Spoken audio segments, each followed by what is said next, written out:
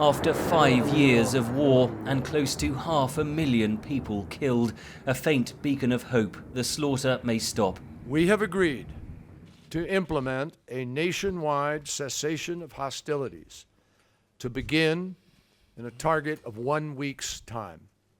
That's ambitious, but everybody is determined to move as rapidly as possible to try to achieve this. Moscow emphasized there were still differences with Washington. Ключевым является налаживание. The key in Syria is to have direct contacts for cooperation between the army, the U.S.-led coalition, and the Russian army, which is in Syria at the invitation of the legitimate government.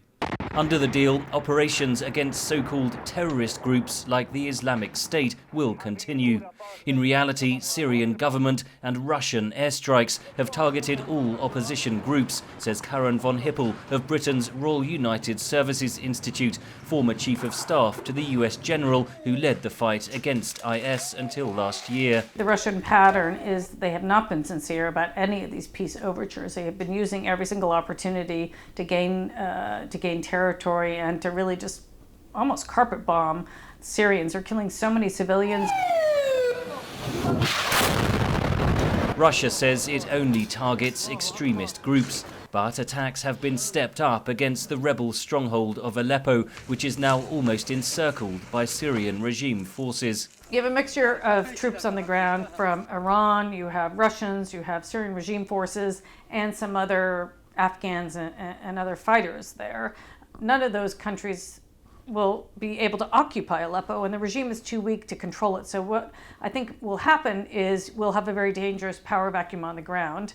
Aid agencies warn that if the ceasefire does not hold, the exodus of refugees from Aleppo could soar. The situation in Syria is getting worse, and more people are feeling the need to leave for their own safety. We can just anticipate that those numbers are going to continue.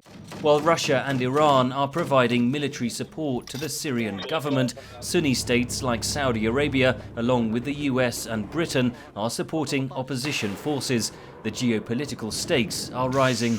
I wouldn't be surprised if a Russian helicopter gunship gets shot down in the coming weeks, or several of them get shot down, not necessarily by opposition forces on their own, but with the support of countries like Qatar, Saudi Arabia, or even Turkey, because don't forget, those countries have been supporting many of the opposition forces.